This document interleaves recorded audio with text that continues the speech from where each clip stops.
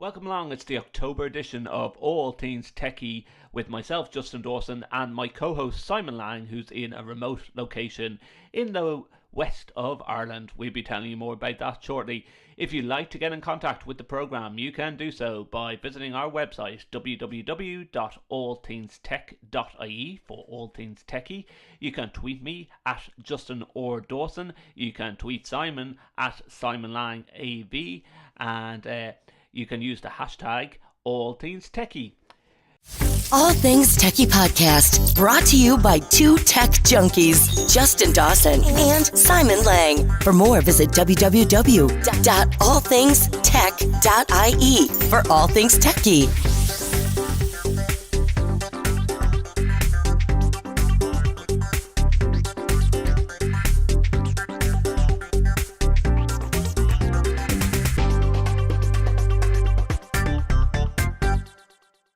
Now, we have a great program lined up for you. We will be interviewing the one and only Mad Sound Guy, aka Chuck Espinoza from AVIXA. He will be joining us later on in the program.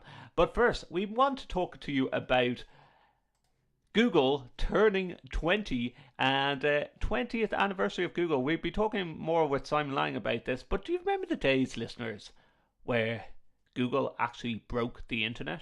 Yeah, kid you not. No, one day in 2009, a programmer at Google accidentally took down the internet by placing a forward slash, which was mistakenly added to Google's registry of blocked websites. Now, just think about it, listeners. How many websites have a forward slash in them? A lot.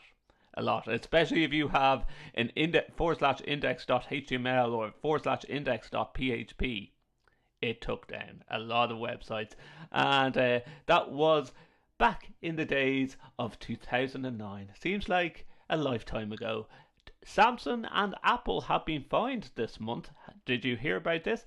Because they actually admitted it wasn't the customers' phones, it was actually them. Apple was hit with a €10 million, £8.8 million fine, while Samsung received a smaller bill of €5 million.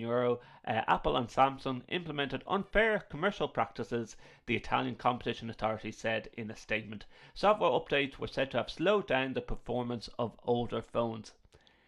If the Italian authorities have started this and have sued Samsung and Apple for this amount of money, can't every European country, in fact every global country, decide to sue Apple and Samsung for slowing down phones? Like, what are they going to do for the customer? Are they going to offer them money back? Are they going to offer a discount if they notice that your phone is slower? Well, the plan to appeal, Samsung said it was disappointed with the decision and it would make an appeal. They said, quote, Samsung did not issue a software update that reduced Galaxy Note 4 performance, a spokesperson said. In contrast, Samsung has always released software updates, enabling our customers to have the best experience possible. Apple was fined more than Samsung because the tech giants also failed to tell customers important details about iPhone batteries, including how to prolong their lifespan. Both firms must publish a declaration on their Italian websites telling consumers of the authority's decision. Last year, Apple confirmed that it deliberately slowed down some older iPhone models because their battery performance diminished over time. It argued that it would prolong the life of the devices, the older devices that is. The following month, French prosecutors launched a probe over accusations of planned obsolescence in iPhones, a judgment that is yet to be delivered in the French courts. Well, what do you think, listeners? Let us know. Old phones, is Samsung, is Apple slowing down their phones, and what they should be doing about it? AllThingsTech.IE is our website, and you can get in contact with us there. We hear of other audiovisual podcasts that broadcast from coast to coast, like AV Smackdown with Mark Coxon and Chris Netto. Well, we're going coast to coast this month, from Dublin, Ireland to County Clare, where Simon Lang joins me. Hi, Simon. Simon, I have to give you a pair of these as well. These are really cool. Oh, these are the AV Award glasses. These are the AV Award glasses, which also come, I have to hold this up to this camera. It comes with a bottle opener on the side. on both sides of the glasses, just in case you break one side of your glasses. You You don't want to catch your ears in those or be trying to open your ears. They might open a can. Yeah. Well, you know what? Don't give them to children. Even though I want to give one to Rebecca, like, can you imagine just like stealing these off your child's head to just go, sorry, hold on, Daddy has to do something, and opening a bottle. Yeah, really good present. AV Awards, listeners, unfortunately, you didn't win the award, but you know what? Being pipped against in the final five, 700 entries, 72 different countries, I think it was, that AV SmackDown talked about, and getting into the final five was awesome. Also, Simon, we had a great tour around during the month. This has been a crazy month, busy month, and that's why we're like T minus like a couple of days before the end of October doing this podcast. But we were in the convention centre, and you've been In Dublin, just so everyone knows, in Dublin. in Dublin. Yeah. We have one convention centre in Dublin. Yeah. So In Ireland, actually, probably. in Ireland as well. But where the elections were doing all their polling collections at the moment. Go Michael D, go our little Irish leprechaun back in presidency again.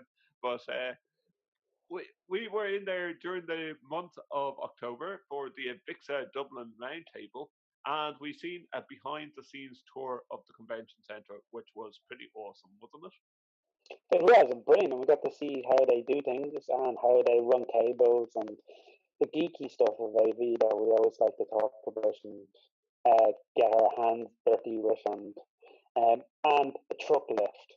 Yeah, I think that just to tell all our listeners, I think this truck lift just absolutely astounded everyone. Like they just, as soon as they seen the fact that they can fit a full 18-wheeler truck on the bottom floor in the basement and bring it up to the top theater and unload it, it's just the amount of space. Like, I was even joking with some of the AVIXA guys and just said, well, could you imagine like a guy just comes in with his couple of pizzas or something on the little hand truck, say, in this big, vast open space, which like takes up about the width of three.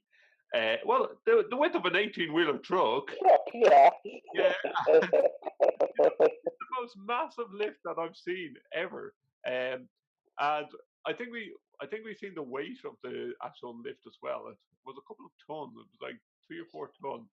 So we were just trying to equivalent how many people we could actually fit into this lift.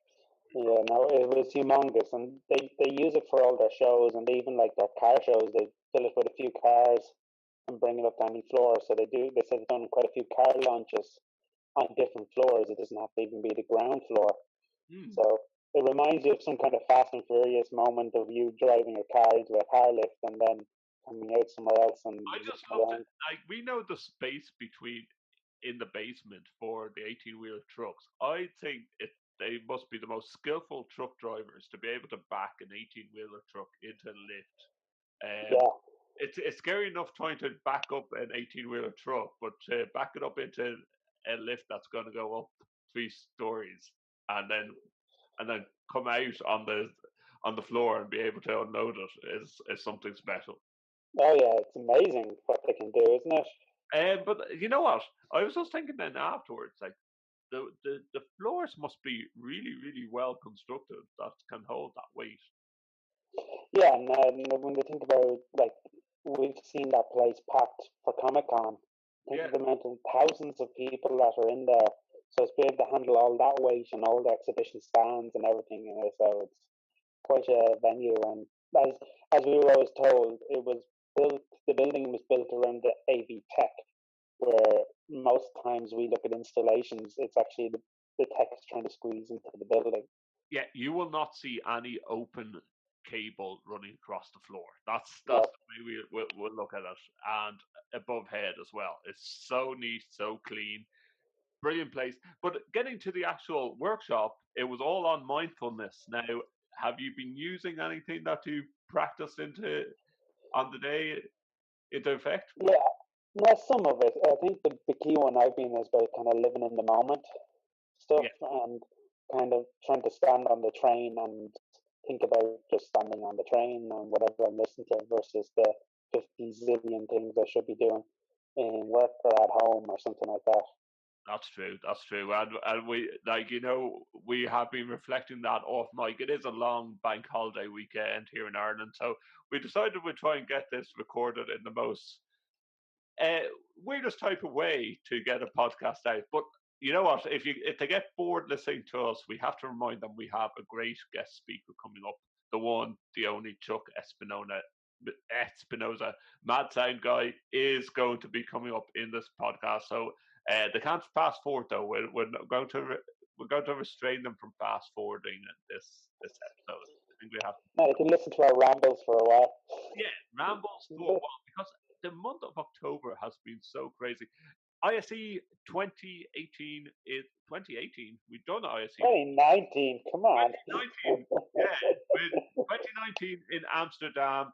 You know what? You're going to be so busy with with training that you're not going to be able to attend. I'm very upset. Now I'm hoping to, but I don't know yet because I do love it and it's great to kind of catch up on what's going on and to see what's happening on the Crestron stand or wherever. I still registered and got my ticket, so I'm still in hope, but Yes. who knows at this point? Who knows at this point? But hopefully he might, time might be able to attend. I will be attending. I have actually been asked to present at a flash track with the AVIXA. I can't tell you any more apart from the fact that it's going to be 20 minutes of you listening to me, which is shorter than this podcast, which you must be delighted to hear that, listener. You only have to listen to 20 minutes of me if should you want to in Amsterdam. Coming up in the program, Windows 10 updates, and this was crazy. We don't like the amount of Windows 10 updates, Simon, but then we don't like it even more when you find out that it's actually deleting some of your old files. I was reading the background on this. This is really weird. It's like it's actually from a previous update. So on a previous update, they kind of made these files as backups, and in this and then it didn't delete them. They're like temporary backups. And then in this update, they decided they were going to delete those temporary backups, but it mixed them up and deleted the actuals and the temporary backups. Something along that line. Yeah, so it was a big mess up in Microsoft's words. Now, I think the world of media sort of went overkill on it. That if it is just the actual files of Microsoft temporary folders and it's deleting that, it's not deleting any of your essential documents. But I actually think it was personal data that they created into a temporary location as part of the backup to ensure just in case you lose it or something like that. But it was still doesn't matter if you're going to lose a music file to a system file. It's still a big deal because people don't like to hear files are being deleted without us knowing. Well, And it's post-mortem problem. They said that issues of data loss were tied with Windows feature called known folder redirection. It's similar to another feature called known folder migration, where known folder known to Windows 10, this is like documents or pictures, is migrated to OneDrive. See, again, I have to actually admit, I have never used OneDrive and I don't want to for a sense. I just think, okay, this is Windows, this is my operation system, and keep it locally, and then split up what I need to have on the cloud. Well, I'm a Google person. I use Google Cloud for a lot of stuff. Would you switch to using Google OS for stuff? Google Chrome OS, sorry, Chrome OS. If you had the choice, I haven't gone there yet, but I tell you, I have seen a how-to video of how to split your laptop and put on a Chrome OS or some type of Android operation system and have Windows partitioned at the same time, and you can pick and choose what you want. So, do you know what? I want to give that a go. I want to do that in the next month or so, and let our listeners. What about yourself? Have you used? No, I haven't, but it was kind of because I know it's coming up later in one of our topics. We might talk about the Pixel Slate, which is a Chrome OS system, and that's kind of where my head originally looked into it. And it's one of those ones I'd be interested to know how to use. But problem is, if you're like me, we have a lot of Windows applications that we like to use, and I haven't found the Chrome or the Android version of it that works as well. So I like my Windows for my applications, but I don't like it because it's so many updates and it's so intrusive. Yeah, and do you know what? I found even the times where I've turned off the Windows updates, somehow or other, at times it gets switched back on. And especially as the two of us provide AV support, which sometimes, actually, a lot of the times overlaps IT. The worst thing that can happen is when you go off and you're trying to demo a presentation to someone, you open up a laptop and you see those dirty, dirty words. Windows is performing an update. It is the most horrible thing. Yeah. Or the one we've run into is the notification popping up across the screen. So we've actually had to turn those off on everyone's laptops because in the company I work for, we use also Google Slides, and there's no way of stopping those notifications appearing across your presentation, which could be anyone from your CEO down to your junior worker, and it's very distracting. And you're sitting there going, Johnny has just sent you a mail. Johnny has just invited you to a meeting about your appraisal. Oh, your appraisal has been also Rejected. Whatever. All this kind of stuff. So you could actually have personal notifications appearing on screen when you're in the middle of a meeting, which is not good. Is that easy to turn off? Is it the fact that you can turn that off and it will stay off? Because this is why we come into this difficulty where we notice that when you have ticked this button and relaunch your system, it can miraculously be back on again. Yes, that's where that lovely Windows update comes in and turns things back on for you.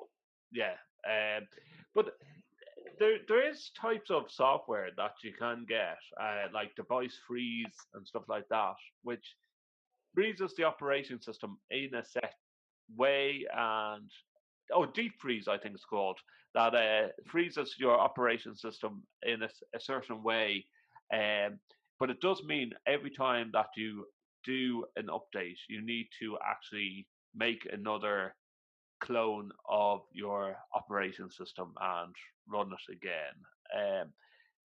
Handy to some extent, but cumbersome in other ways. Yeah, it sounds more for someone who's into your like maybe forensic investigation kind of stuff that needs that. But I think the average Joe so probably wouldn't bother with something like that. Yeah, it should be simple, and take note, Microsoft. Like, people are getting annoyed of, and I'm sure they are.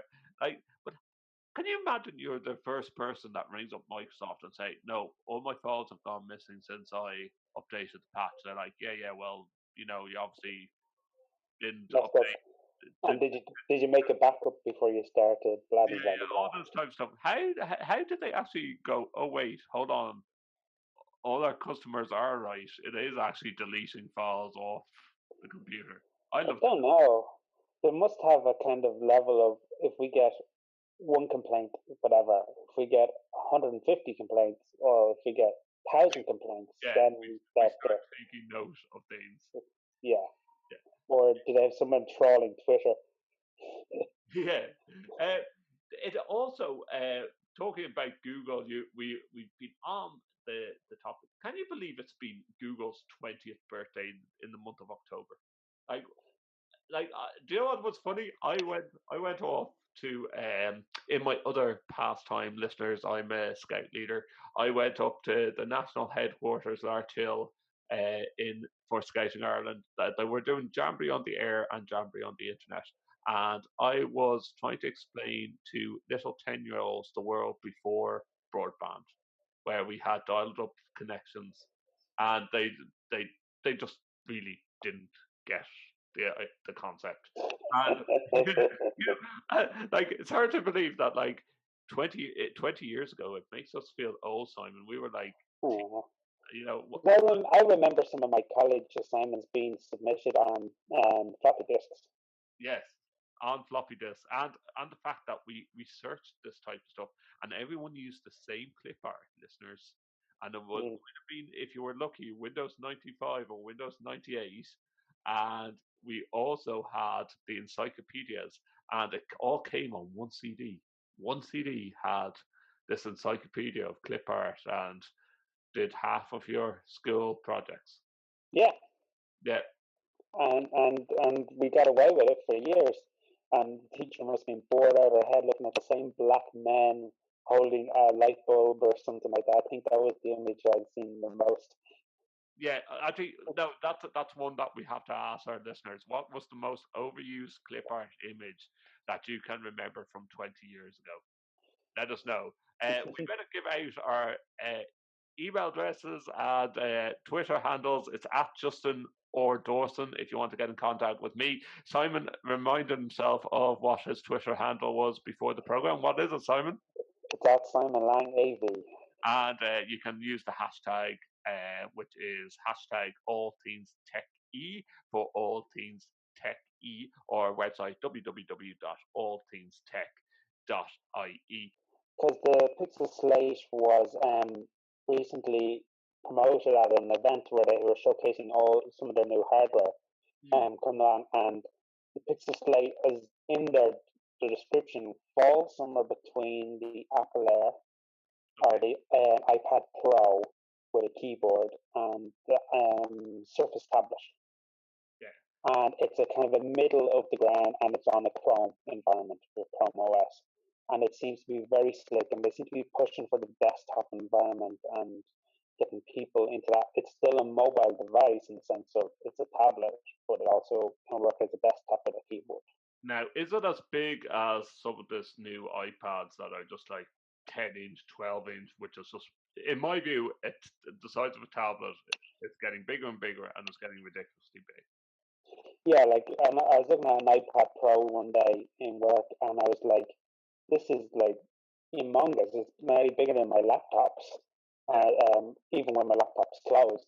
You know, like the screen, how much bigger of a screen do you need next year when we go carrying around a 50-inch screen in your pocket? Well, it's getting to the stage, Simon, that I can't justify a big Surface or any of these devices simply because that you get one and there's hardly any ports on it, and people say, oh, but I want it for traveling. It's like, yeah, but you're going to have to carry all these additional extras to allow you to be able to take your presentation that you probably worked on all the time on the plane and zip it off and put it on a USB key. No, because that's the thing. I actually, there's a guy I work with, and he's at Surface all the time. And it looks really nifty and cool in a meeting when you pop it out and your keyboard's attached to it and you get pencil up and all like that. It is kind of nifty from that point of view, and I do like the way the stand kicks out at the back and all like that. So I do like it from a visual aspect on the go. Like say, I have a laptop. I think the problem is a laptop has a little bit of robust to it. Yeah. Where I think the Surface is a little bit not quite as robust is probably the word I would use. So, with also Google had its problems during the month, even with all their 20th anniversary celebrations. They've cancelled Google Plus. Google Plus is no more, and simply because they found that areas of the site could be manipulated and people could see too much stuff, and it goes in line with the GDPR that it could be a data breach. Now, they didn't say that there was actually any data breach. They just identified it beforehand, I believe. Yeah, and I think like if there was an actual data breach, we would all have known about it. So I think I think they must have managed to capture it and plug it as such before it became a big deal. And the fact that hardly anyone is using Google Plus. This is what comes into mind, Simon. I don't know how many years Google Plus has been on the go, but it sort of at the time tied in with Facebook when I was looking at the alternatives to Bebo. Do you remember Bebo? Yeah, the alternatives to Bebo, and it seems that like the whole idea of having circles and Google Circles, it really never caught on. Yeah, I think they were trying to be Bebo Facebook. This is their equivalent. It just was awful because it was still tied into Google Talk, Yes. which was their first kind of whatever they call Hangouts now or Meet or whatever you want to call it now. So it was their first instant chat, I think, as well. So it was. I think they were trying it didn't work. So I think they just went a different route and decided leave it there, but don't really develop it. I think it became quite big in business, but even businesses are not going to be interested in it now after this. Well, you know what? It's sort of like it was there for business and networking, and then a big social network for business came on, and that was LinkedIn. And I think LinkedIn just went after the professional market of. So I don't think it was ever something that was going to catch on. I think, I don't think they. Maybe I'm wrong. I don't think they invested much into the whole Google Plus. No, I think so. Once they realized they weren't going to capture the market, they just left it there, but didn't really put any major development into it. The Pixel 3 Slate looks or Pixel 3 XL by Google looks absolutely massive. That's their new phone. That's the one they're trying to compete with, like the iPhone Pluses, I think. Yeah, it's trying to be that big, like one of my phones in my hand. It's a 8 Plus, so it's somewhere not quite a tablet, but not far off a tablet. Yeah, you know what? I can't understand it yet again. Why are we going bigger and bigger with phones as tablets? Bring it back, and the expense as well, listeners of phones. We discussed it in previous episodes. And not to cause a controversial issue, but we also know his pockets and clothes are getting smaller. So you're getting bigger phones and smaller pockets. So we just start making a sort of a phablet bag for your that you wear over your shoulder, like a handbag or something. And it just brings us back to that Friends episode. It's a man bag. It's not a handbag. It's a man bag. Yeah, and I think that's probably. I did hear a rumor. I don't know if it's true that the bigger phones were actually pointed towards women more because they're handbags. But I don't know if that's true because I think guys like the bigger phones too sometimes for computer gaming. Yeah, but again, it goes down to the root of: are you buying a phone or are you buying a actual gaming device? We welcome your comments. To be honest, I can't see myself going from my Samsung S7 until it breaks down, and that does the job for me. Which is funny because I know it jumps way ahead, but I think Samsung S10s were mentioned when it comes to the 5G, which is one of the topics later on. Yeah, now we're talking about internet connections, and you had to even swap your internet connection there and run it off your mobile out in the sticks in County Clare, whereas I have somewhat a decent internet connection going on here at the but Air had its problems during the months, Simon, where they pretty much blamed it on a DNS setting, but it knocked out the whole country. Yeah, I think it was like their DNS servers failed or something like that, but it just shows you. I don't know enough about networking to understand a little bit what DNS does, but I guess it must be influential enough to cause this level of destruction. Well, some of the comments that were on media sites was, okay, if it's a DNS setting, surely you had some type of backup system. And to be quite honest, it went to the stage where no one could actually even get through to Air's phone support to find out that there was an issue.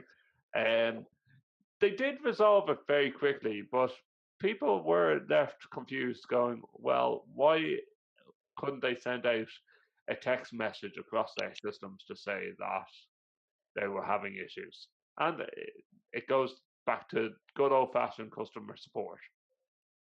Yeah, let's just stick a few people in a room and they can get through a few calls a minute and everything else is left on hold. Sounds like a good call center, really, doesn't it? Yeah, well, that's it. And you know what? We're going to go on to the topic, as you mentioned, of 5G internet connections.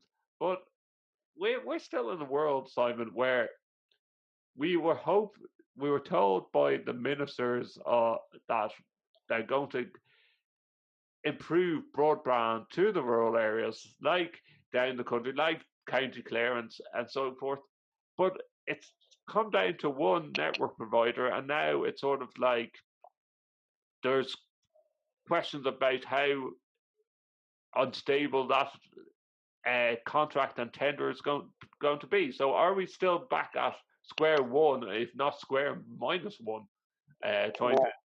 I don't know, because for example, like where I am, there's the issue being is they can get fiber to the I have just forgotten the name. The local place where all the connections come to, and then they're divided out amongst the houses. Okay. I'm going to remember the words somewhere in the middle of this conversation.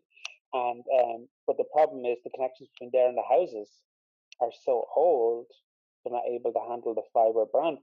So that means they not only need to redo cablings to every house, but every exchange. That's it. Exchange. To every exchange. So the end would come there eventually.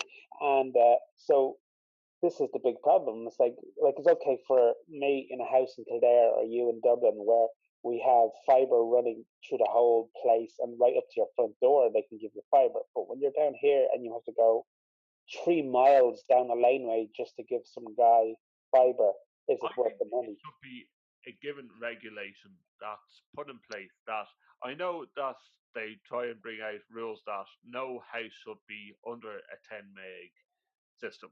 Well, you know what? All new houses that are being built should have fiber being brought to it. Like you see Vodafone advertising gigabit broadband. You see a load of gigabit broadbands being advertised.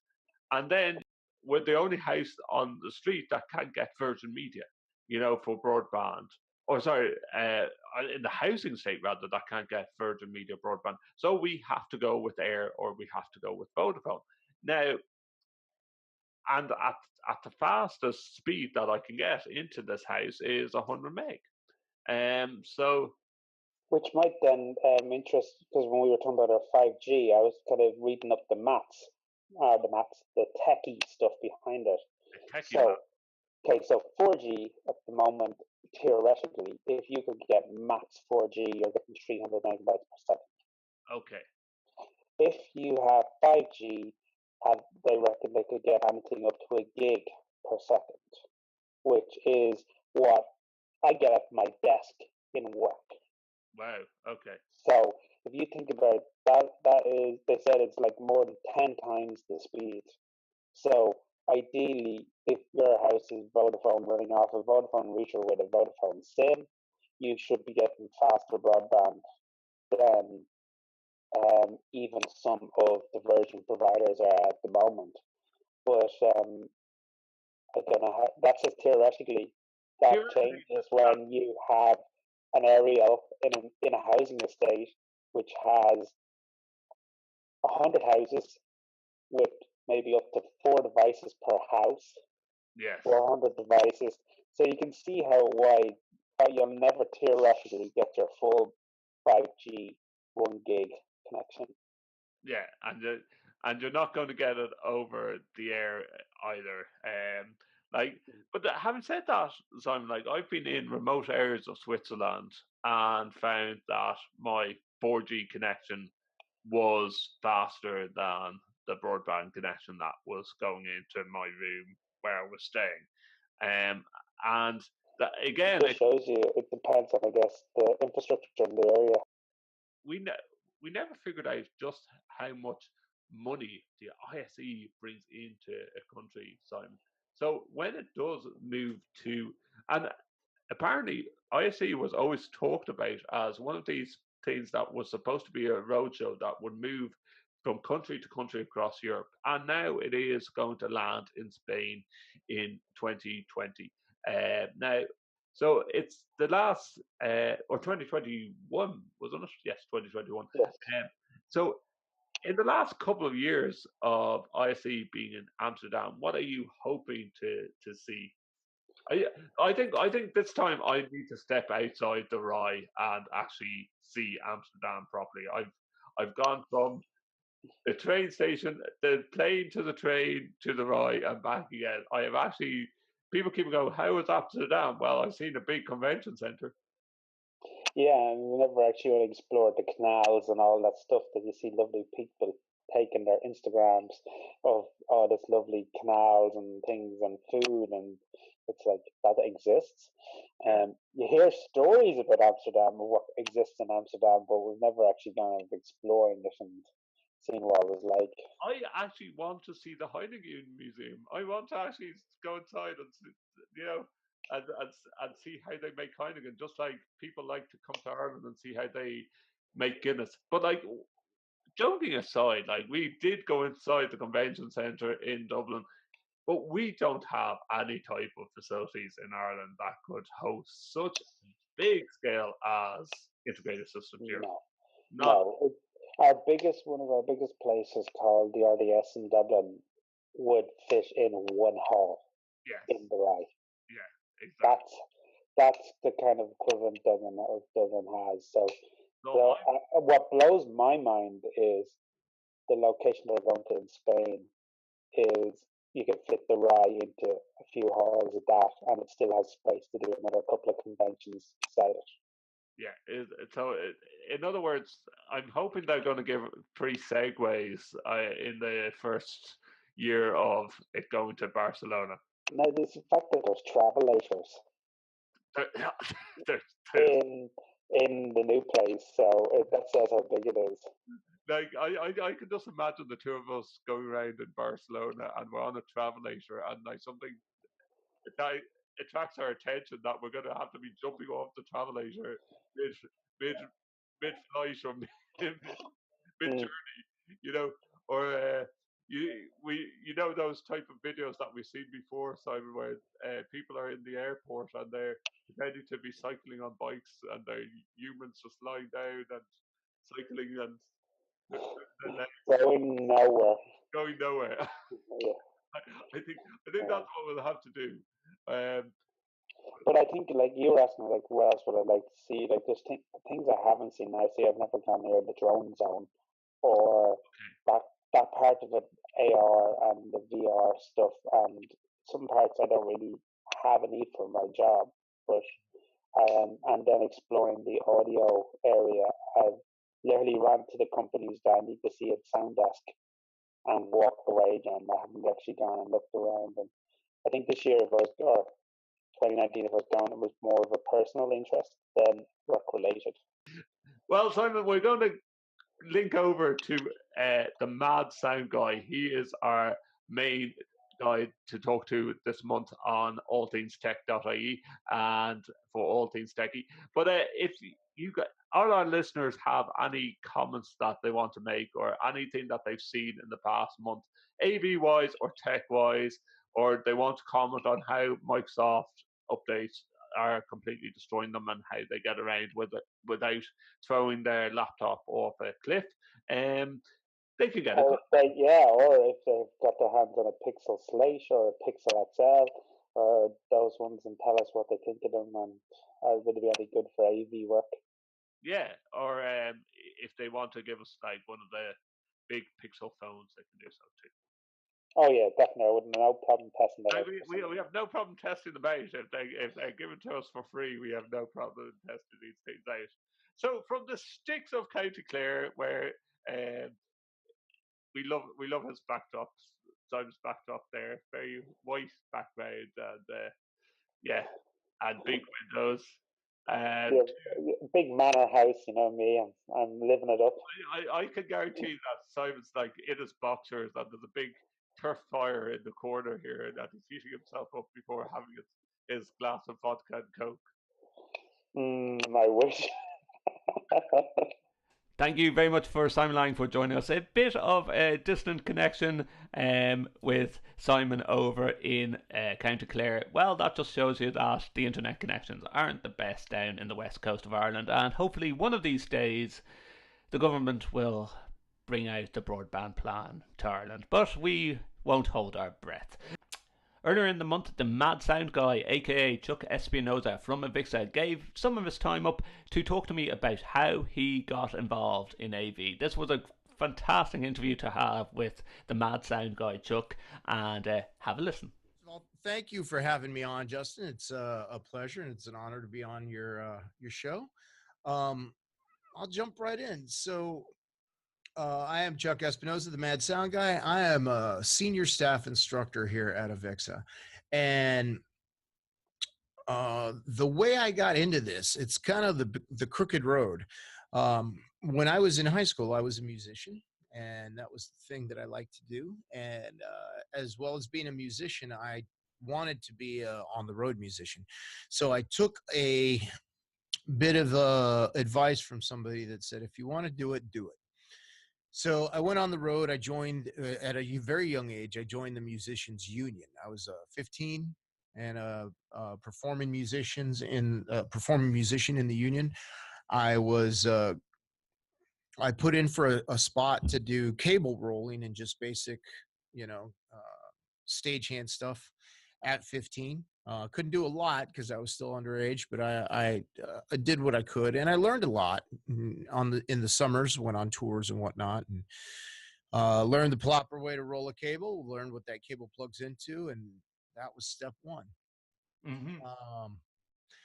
When I left high school, I was not going to college. I was very poor, and my family was a lot of military people, and the big thing was join the military. And it was also the time of Desert Shield and Desert Storm. So there was always that calling of, your father was in the military, your grandfather was in the military, your uncles were in the military. It's a thing to do. So I did. And what I didn't know was when you get there, they ask you a bunch of questions and they keep you up real late. In the Marine Corps, they really try and run you through the paces. And they asked me if I played an instrument, and I said yes. So they halfway through boot camp, I go down and audition, and they came and said, "Hey, you know what? That you're great that you want to help out your country and your nation, but you could play music. You have a gift that not everybody has, and you could motivate people. And in the Marine Corps, you still have to go out to the field and do all this stuff that the infantry Marines do. You have to go on deployment, et cetera, et cetera. I think in the Marine Corps now, it's actually a mandatory thing that you have to do a deployment once every 4 years at the very minimum. So got into the Marine band, went through the school, came out, went to my band, and I was playing guitar in the rock band. And in the Marine Corps, what they did with the audio engineer is they picked somebody who wasn't in the rock band. So they got like a clarinet player, a French horn player at the time, and they put him behind the console and said, run it. And that would be like taking anyone off the street and putting them behind a console and saying, go. Yeah. And not only that, Chuck, we know as AV folk, you get a clarinet player behind a mixing desk. They don't know how to balance out the bass drum or something like that on a mixing desk.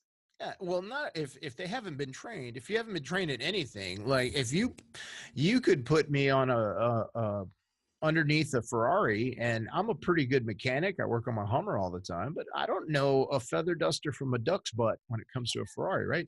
So I would mess it all up. I'd be like, I don't know. Yeah. So I respectfully asked the sergeant that was behind the console, I've had a little bit of training. Do you mind if I tune that up? And he said, please do. That was the beginning of me never playing again because They found out that I had knowledge of live sound, of electrical, of recording, stuff like that. That was very much needed. So I um, kept doing that and going from band to band and doing sound and training sound techs. And when I got to Quantico, they said, "Do you want to train sound guys?" And I said, "Yes, I do." So they gave me a little school. At the same time, I was also a marksmanship instructor. They found out that I could shoot really well, and I went through instructor training, just any basic instructor training, how to present, et cetera, et cetera. And so I put the two together. So I spent part of my time as a marksmanship instructor, training Marines how to shoot, part-time training sound guys and going on the road with the band, doing recordings. After that, got out of the Marine Corps. They found out that it's cheaper to make sound guys or get sound guys out of the house. So they wanted to try that for a little bit. I talked to a lot of guys now, and they ended up making part of it at the School of Music, where we go to basic training for the Army, the Navy, and the Marine Corps. Basic musician training. There's classes now for sound guys. So it kind of took off, especially for the Marine Corps. Got out and didn't know what I was going to do. I could shoot and do sound. So started doing live sound for bands around and traveling around. And at one point in time, my now ex-wife said, you got to get a real job. You just can't be a sound guy your whole life. We need insurance. You need a 401k, et cetera. That's a great line that we're going to use as a quote in this podcast. You can't get a real job. Sound engineering is not sound technician is not a real job. Yeah, little did I know, right? So, I mean, I thought it was a real job. I had a lot of fun doing it and made good money. Although I worked Thursday night, Friday night, Saturday night, and Sunday morning. And like the rest of it was just having fun, getting gear together and building racks. I didn't think that was work. That was actually just fun. Yeah. Don't tell anybody that now, though, because they won't pay me for that anymore. So, got a job as a tech, found out there was a lot of market for technicians, especially with top secret clearances, working with the government stuff. But the one thing I thought was really weird is when you went someplace as a technician, the only really kind of SOP you had, standard operating procedure for what you should do, was the guy next to you that had been there for a little bit longer. In the military, we have an SOP for everything. If you want to do a job, you had a book that said, this is how you do the job. So I got my CTS and really was kind of distraught. So I got my CTS-I, learned a lot of good stuff. I attended the install course with Tom Care. Tom Care was actually my teacher, and did well in the install course, got my CTS-I and said, I want to help the industry. I really think for installers, there should be some book. Well, they just happened to be working on the installation handbook at the time. So my now vice president, my boss, who was, I think she was a coordinator back then for the training development department, maybe a curriculum developer. She said, well, we need a volunteer to help us write this book, this basic SOP manual for technicians. And I jumped on it. And and we have been great friends ever since. And this is like 2006.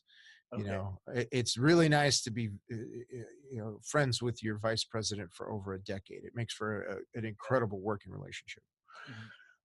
So I started getting involved with Infocom. They asked me to come back and adjudicate the CTS-I test since I was local, and I kind of knew some of the things that did well in my test. And they said, you kind of know what we're looking for. Would you mind doing this? Sure. Come back, adjudicated the test. When they decided to take the test ANSI to the American National Standards Institute, I didn't want it to do that. It was a hands-on test that I thought should remain hands-on, and I was convinced that it was members like me who could ask the proper question to somebody to see if they knew how to terminate cables. I can ask you a question to know if you know how to terminate cables, or you're just kind of stringing me along and talking a good game. I know if you know how to balance a sound system. I can ask you those questions. So I took it as my responsibility to keep that standard high by asking the right questions. During this time, I was a tech. I was a lead tech, got my CTS-I, leading a lot of jobs. They wanted me to be a project manager. I really didn't want to. I like turning wrenches. I got my CTS-D on the one promise that they wouldn't keep me in the office and still let me go to the field. So I started doing a lot of QA stuff, got my CQT, ISFC, like leveled up on my journey. Till I finally got into a job. I was recruited to be an executive and recruited to run a department. And I came into a department that was very young and they needed some help with the process, et cetera, et cetera. So we helped them and took the department up, leveled it up, so to speak, a bit, hired some more people and started doing well in the department. But I just wasn't happy. I am not a sit behind the desk, push a pencil guy. I'm a hands-on, talk to people, teach people, train people. Let's work on this thing together. Let's turn some wrenches and let's pull some cable. So when they offered me the instructor position, it was actually the director of training was a friend of mine, and he said, I'm just going to throw it out. And I know it's not, it's not what you're doing now. It's not what you're making now, but would you like to do this? And there was no conversation. It was yes, I would. And he said, don't you want to hear the particulars? I said, let's work those out later. Like, I want to do this thing. So ended up doing this thing. And somebody told me that they're like, hey, you've been here for 3.5 years. And I just kind of looked around and I was like, really? It feels like yesterday. Okay. Yeah. It has gone by so fast. And I've met so many people, and we have been able to, like, the changes I thought we should implement when I first started and got to know the process, we're now making those. But like, I say, Chuck, you feel that it's completely and utterly, now that Infocom is AVIXA, now you're working on a lot of things behind the scenes, even your latest videos of, I gotta do something, and the marketing listeners is, let's play with Lego, but you've taken the textbook and you've thrown it out the window, and you're doing things in a new, innovative way, and making audiovisual fun is one way I look at it.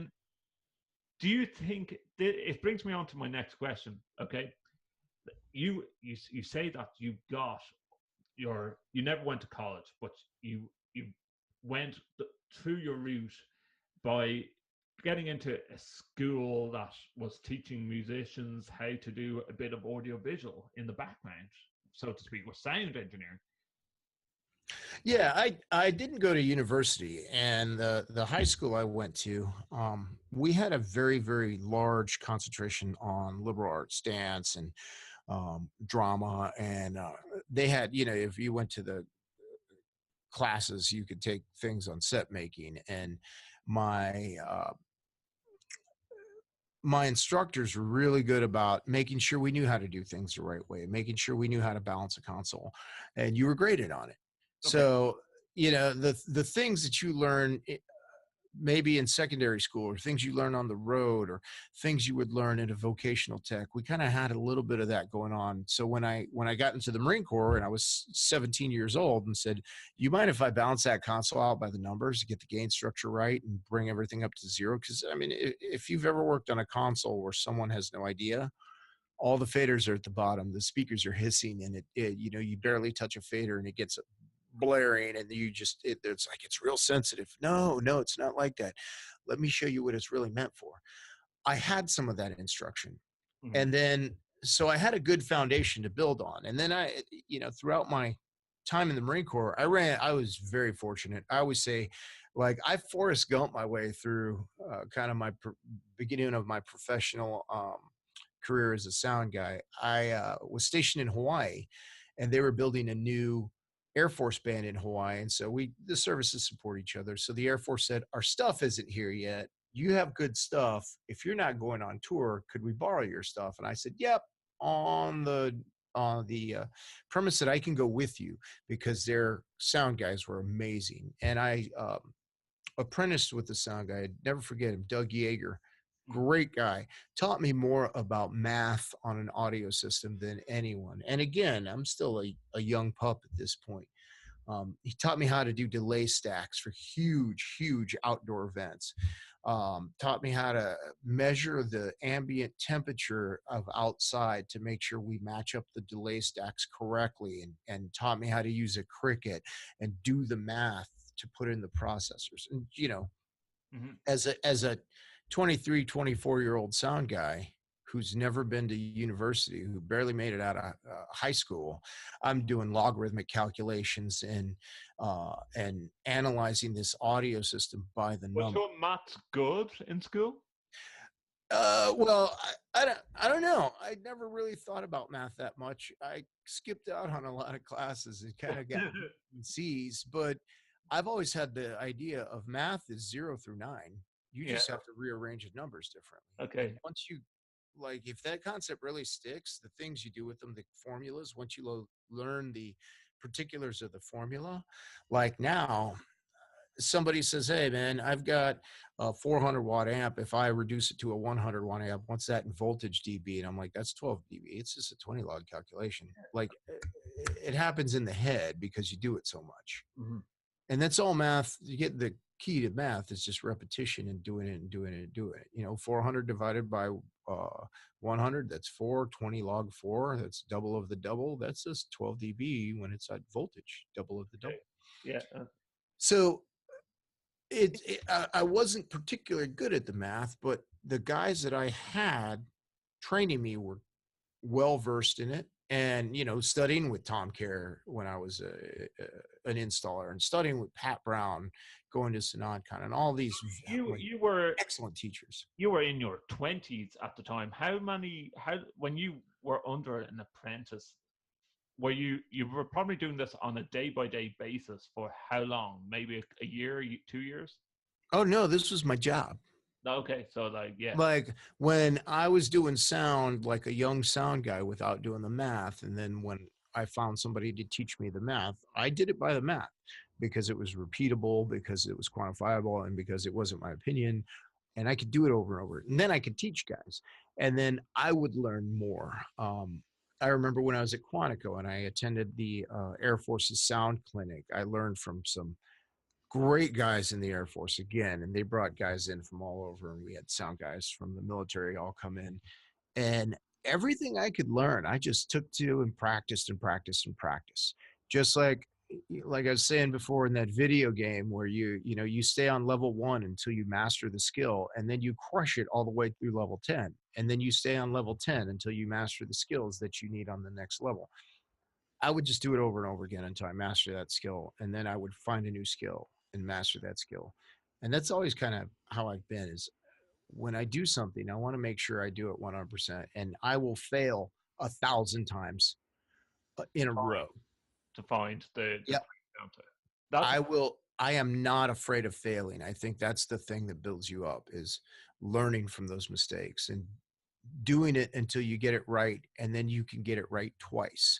And then you do it twice and you figure it out that you can actually do it a third time, and then a fourth time, and over, and then making that, instead of making that a process, you make it a behavior. And that's how the way you do things. Your background is just amazing, Chuck, in where you went from military into AV, and now leading as a senior instructor with AVIXA. Now, from some of the other AVIXA and non-AVIXA people that I've spoke to in the last couple of podcasts, I've asked the question that in their industry and their path that they take, is there enough choices? Some people said that they would like to see AVIXA doing more with regards to doing courses on sound engineering out of the CTS block, or saying that the CTS doesn't have video editing skills and stuff. What's your thoughts on where you want to take the CTS? I know it's a committee. Like, let's put it out there, listeners. It is a committee that decide the next questions. And you have off mic explained to me how exam questions are tedious in the process of getting them, because they're ISO standard and the way you write questions and stuff. But do you ever see that it's going to, with audiovisual, entering the realms of A or B or video editing, audio editing, it sort of all is audiovisual? So there's a ton of AV in the editing, the production part, we call it. And there's in every AV discipline, you have things like in install. Mm-hmm. As an installer, you could be a basic installer. You know how to pull cable, you know how to make connectors, you can put up TVs, you can put up cameras, et cetera, et cetera. You can hang a projector. But there are installers that specialize in these things. I know installers like, what's the guy's name? I think his name's Neil Graff. He does screens. He is better at projection screens, knowing the composition of the chemicals that make up the screen, knowing how to repair a tension screen, knowing exactly everything that's involved in this screen. Like, the guy's phenomenal. And I've worked with him, and he knows everything there is to know about screens. But when it comes to hanging projectors, he says, that's not my thing. So there are disciplines, and then there are disciplines within disciplines. I'm a sound guy. I will be a sound guy running consoles until the day I die. Does that mean I am not good at balancing video walls or setting up video walls? No, I'm pretty good at that. I'm pretty good at hanging projectors. I'm pretty good at hanging displays. I am pretty good at project process, designing stuff, the project management, all the things that are involved in AV. I've got my hand in a little bit of it. And I, again, if I'm going to do it, I want to do it well. But I'm a sound guy. I think you have to learn the basics of things before you figure out what discipline you want. And that's what the CTS kind of does. It's a very broad, very general certification. So if you wanted to go into the install track, you go into installation and you're doing hands-on connectors and things, and people say, get the CTS-I. The CTS-I is so much more than that. It's the entire back end of the project. There is commissioning, project management. We go over basic uploading and harvesting of code, or how to retrieve files from servers, basic networking. The D is not just the design, it's the bid process, it's the needs analysis, it's things that sales guys would need to know to better serve their client. If they really, really, if you are like me and you want to get into it to the 10th degree, a sales guy with a D, he's going to know not just my parts sheets and the vendors that we use, but he's going to know how I spec a display using Discus and the math. So when it gets to things like a sound guy, well, we do a lot of balancing of audio systems in the I course, but that's a thimble of what a sound guy would need. And when you want to go into audio recording, you need to know how to run a console. Well, a lot of sound guys try to go into audio recording, and that's not their thing. They're not the guys to sit behind the computer. Completely different discipline. And there are already schools for those disciplines. We are not going to recreate the wheel. If there's another school doing it. Right. Just to say AVIXA does this, why would I do that when you could go to any one number of recording schools, of video production schools? Like, I would rather put our members' money into something new for something they want us to do. Like, I want to go and get my CTS-I and learn about commissioning. I have my CTS, the commissioning route is the way I want to go, or the project management route, or I want to be a better installer and see what I could do from there. Like I did. I wanted to be a better installer. That's all I wanted to be. And do that. And if they say, man, this CTS-I class was great, but I want to be a better sound guy, I will recommend a number of schools. Okay. I've already said one, and I will say it again. Like, one of the best instructors I've ever had was Pat Brown, SynodCon. I don't know if I get in trouble for jocking SynodCon, but you know what? It's a great school. Okay. They do something totally different from us, and they do it extremely well. So I would tell them, you know what? If you want to go to a sound school, go to a sound school. If you need to learn about the overall AV industry, we got you. Okay. If you want to learn about what makes the stuff go from the time design says we're done with our concept and we want to make it construction, go into the I. Yeah. Okay. So yeah, like, we're not going to. And that's an interesting way of pitching what AVIXA is all about. If you were to say to a young 18-year-old pup that's just after finishing high school and thinking, I want to. Some people have answered this question, Chuck, and said, "Don't do it." If they want to enter the audiovisual realm, where would you tell them to start off? If you- if if you were looking back on Chuck Espinoza just finishing high school at 18 years of age, where would you say to start off if your parents didn't push you into the military? Well, my parents didn't push me. It was my idea. Okay. Totally my mom hated the idea. My father died when I was young, so he really didn't have a say. Young 18-year-old kid. So I've done this a lot. I got a lot of 18-year-old kids that came to me and said, I don't know what to do. And I actually looked for them because I know there's a lot of kids that were like me that maybe they didn't want to go to the military, but they weren't going to college. Like I could be working at a automotive garage right now. I would be the best mechanic you would ever imagine if I was doing it because I'd want to know everything about the cars. If a young 18-year-old kid came to me and said, I want to be an AV, I would say, get in the truck, let's go. And I'm going to show you what AV is all about. So become an apprentice to it and carry the gear. Yep. Do the hard work. The best AV technicians, engineers, designers, sales guys, the guys that I know that are, you open up Twitter and you see people posting things that are just prolific about these AV postings. And there's a lot of CTS-I, CTS-Ds. There's some people who have no credential whatsoever, and they're still amazing. They started off, loading boxes. They started off pulling cables. They started off not even pulling the cables. They started off loading the cables into the truck and riding along with the truck and unloading and watching other people pull cable. I don't care if you have the knowledge. That's my job, to give you the knowledge. All I need is the character and the work ethic. And if you say you want to be the best at what you do, I will teach you. And there's a lot of other AV people in this industry that will teach you.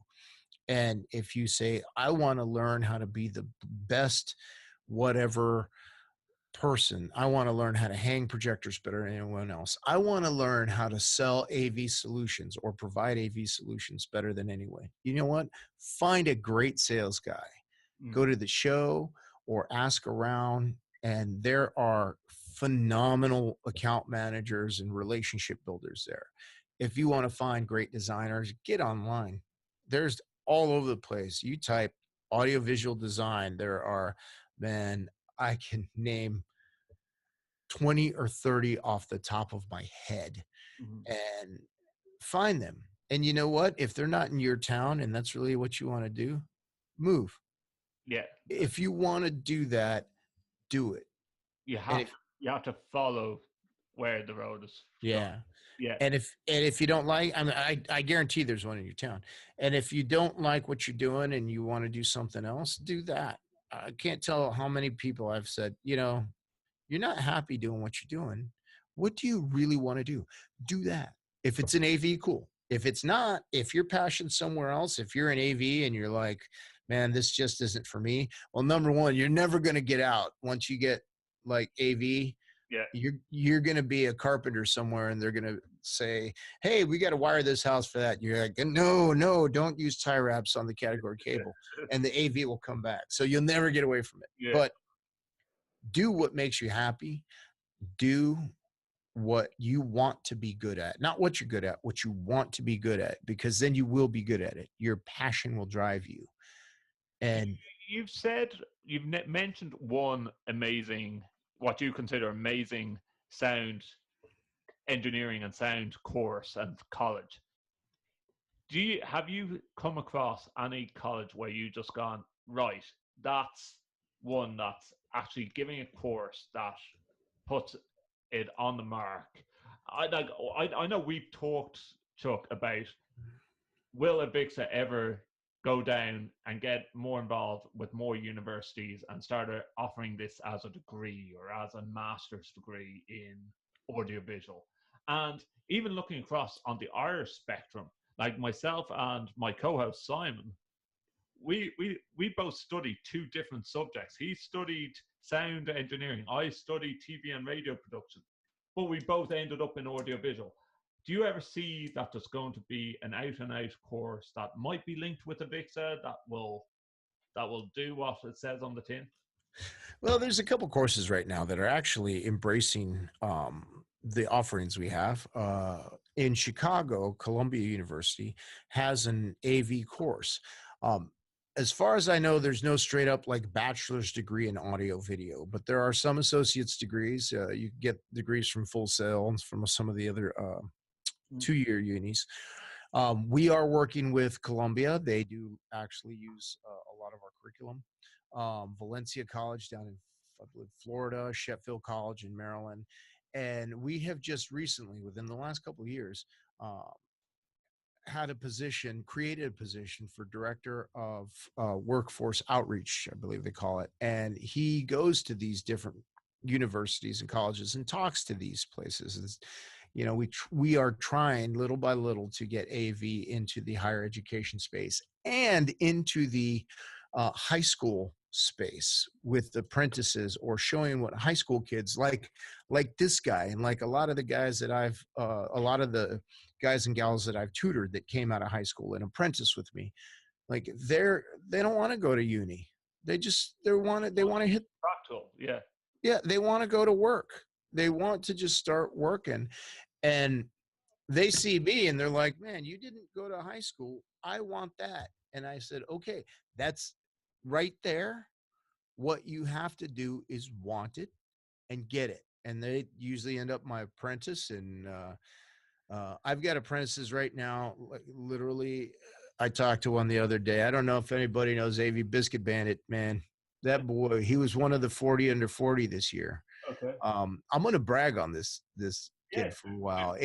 AV Biscuit Bandit came to me when he was 17 years old, apprenticed with me for a couple of years, and he learned it the hard way, like the real hard way. He went to the school of hard knocks and experience, and now AV Biscuit Bandit, Caleb, is he's a high-level service technician for a company here, and I mean, this dude bought his own house a couple of years ago at like 23 years old, bought his own house.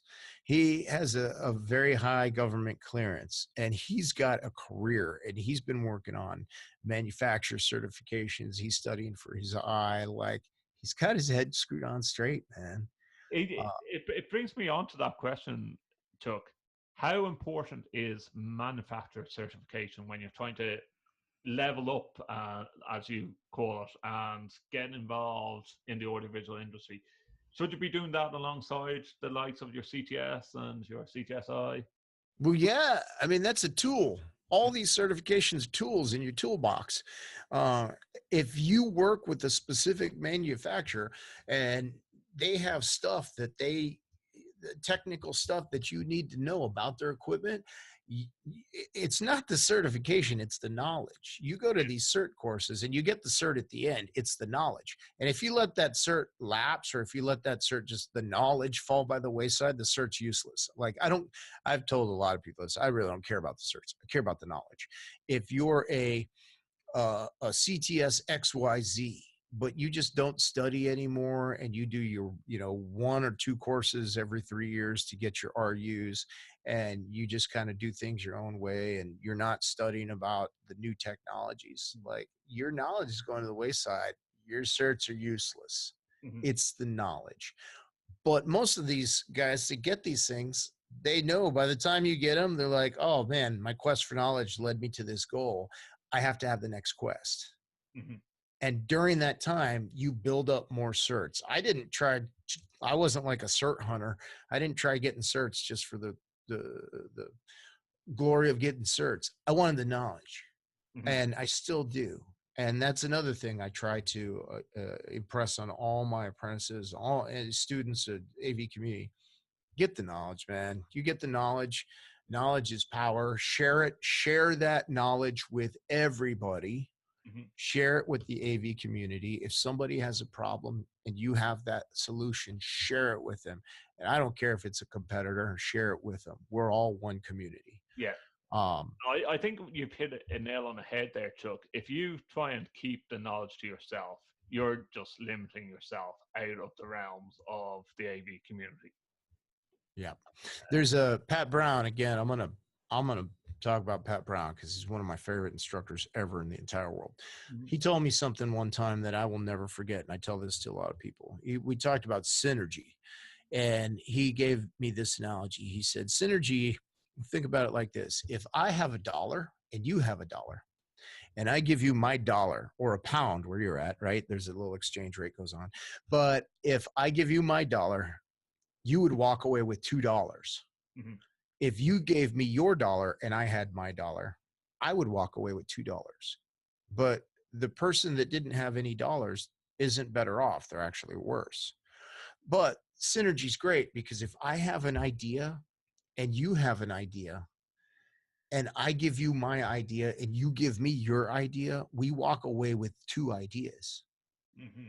And if everybody had that same mindset, like we would be so much more proficient, so much better as a community if we exchanged our ideas. Like I'll tell everybody, Justin and I were sitting here talking for like an hour prior to this podcast. Good old friends having good old just talking, and like if we had a couple cold ones, it would be perfect.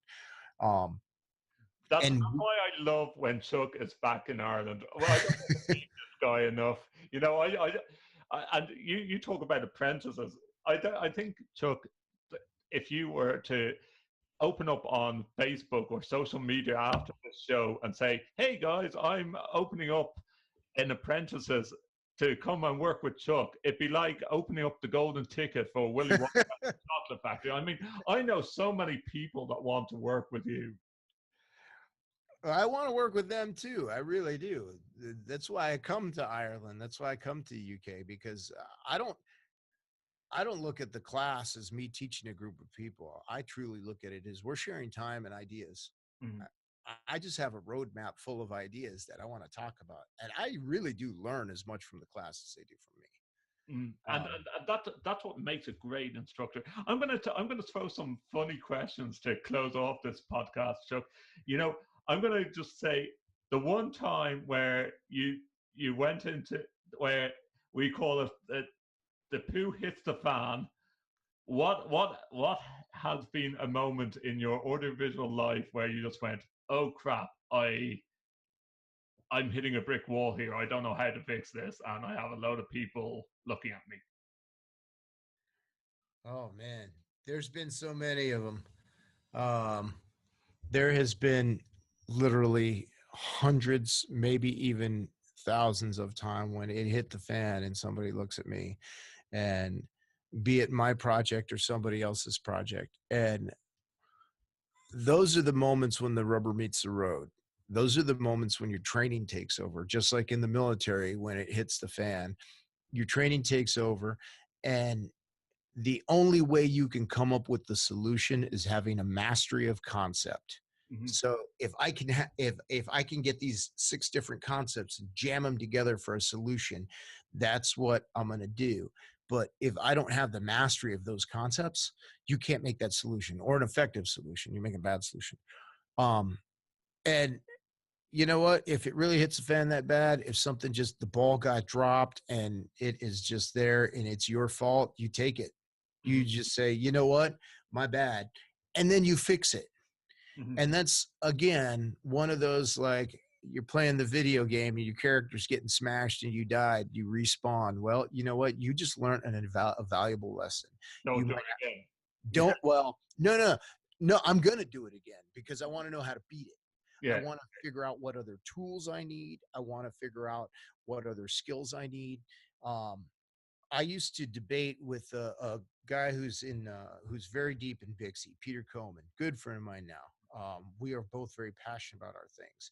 But back in the early of the AV industry, we used to do a lot of things that AVIXA didn't like, or it was not really in conjunction with what they consider best practice. Putting, connectors on the ends of cable, just pulling them through the wall instead of making punch down blocks.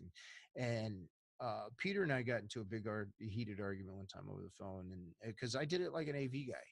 And once I finally learned why they did it that way, for bandwidth, for crosstalk, testing everything, certifying everything, and not just putting an 8P8C end, or RJ45 as we call it, end on a piece of cable coming out of the wall point to point. Once I realized what it was for, like, I ate crow, and I found Peter at ISE, and this is what made us great friends, is I found him at ISE and said, hey dude, I'm wrong. Like, I own it, and I will tell AV people why this is supposed to happen this way. Like, I get it. I get you. You know more information, and you were trying to press it on me. And that's a key thing, Chuck. It's admitting that, like, you're not the master yeah, of anything. You know, no matter how much you do, you know, everyone makes mistakes.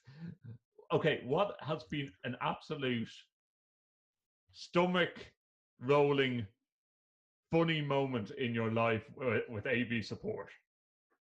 AV support. Oh, there's been tons of them.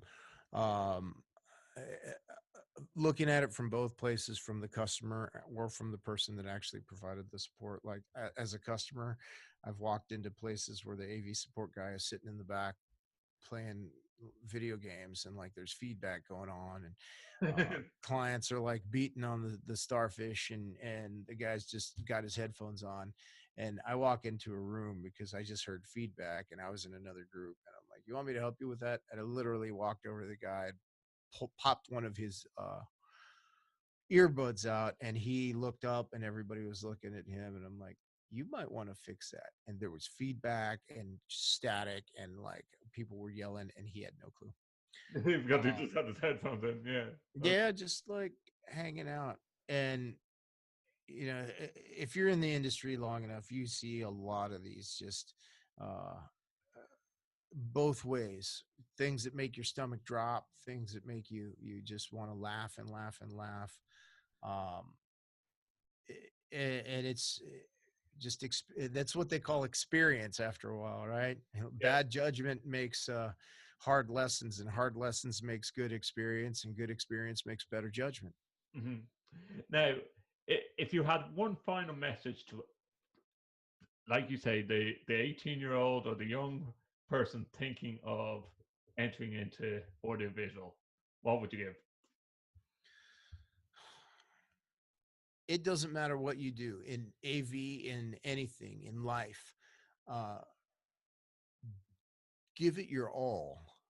Do it to the best of your ability. If you're going to shovel poop in a horse stable, be the best poop shoveler there is. If you're going to clean toilets, be the best toilet cleaner. If you're going to build rocket ships, be the best rocket ship builder there is. Mm-hmm. Bricklayer, cement pourer, carpenter. Study, and not just brag on the things you did. Figure out what you could do better every single day, because we have a short lifetime on this earth. So if you're going to do something, do it to the best of your ability. And that includes, if you're going to be a good husband, if you're going to be a good father, if you're going to be a good policeman, do it. Mm-hmm. And there's going to be times when you're going to have to be a father and a husband and a worker all at the same time. You know what? Give your all. Give 100% to everything, because your kids will remember the 5 minutes that you spent with them giving 100%. And your wife will remember the 2 hours that you spent with her giving 100%. And your job will remember this, however much time you spent giving 100%. Mm-hmm. And if you go to any one of those and give them 20, they will remember that too. Mm-hmm.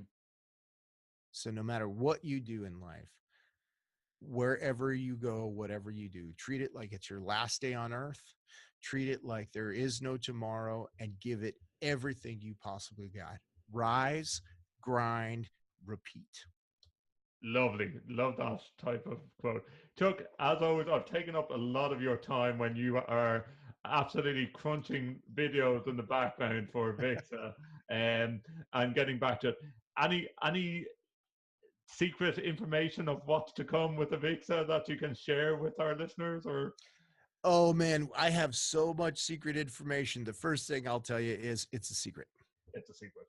Yeah, but we were talking off mic. All I can say, guys, is you need to get on board and start doing some of these online courses if you want to be involved with the audiovisual industry. I might be biased because I'm heavily involved with AVIXA myself, but you know, if you're going to learn and you're going to train up, AVIXA is the place. As a global industry, AVIXA is the place to start. So I can't wait to see you at ISE. Yeah. Oh yeah, man. I'm so looking forward to ISE. And we're going to be making appearances a bunch of other places. We got a bunch of other classes going on. We're going to be up in the UK, I think before ISE. If you are interested, or if you just don't know where to go, look me up on Twitter at Mad Sound Guy, on Facebook at Mad Sound Guy, on LinkedIn, Chuck Espinoza. And from time to time, you do the AV Profs podcast when you get time to sit in the room Yeah. and do a podcast and talk some AV tech as well. But on rare occasions, I have to add. Yeah. The AV Pros podcast went away for a little while. It might come back. It might not. It depends on how many times Marcus and I end up going to Europe. It's kind of hard to do a podcast when you're always on a plane. But when it comes to, the getting out and meeting people, the instructors here, it's one of our favorite things is to do in-live training, just to go out and meet our community, go out and share some time and talk AV. I get paid to talk to people about AV. Seriously, it is the best job. It's like doing this right now, this podcast, but I get paid for it. Yeah, I love that. I just spent like 2 hours away from my family, so. But I love talking to this guy, Chuck. As always, thank you so much. If you're over in England, you've got to tell me when you're over in England. I'll try and find some way of getting across or something like that. I will let you know if I'm coming across the pond at any point in time. I will definitely let you know. And everybody can find us at AVIXA and find me at Mad Sound Guy and AV Profs. So listeners, that's all we have time for this episode of All Things TechIE. Thank you for tuning in to our October edition. Don't forget, we have special editions of the podcast that we are calling, whether it be episode 4A, 4B, 4C. These are just individual interviews that we've had with audiovisual folk who told me how they got involved in audiovisual. And if you like to listen back to them, you can find them on iTunes and on our website, AllThingsTech.IE, for All Things TechIE. Until the November edition, we won't be telling you who we have as a special guest yet. It's going to be a big surprise. Stay tuned. Thank you for tuning in, and we'll see you very soon. All Things Techie Podcast, brought to you by two tech junkies, Justin Dawson and Simon Lang. For more, visit www.allthingstech.ie for All Things Techie.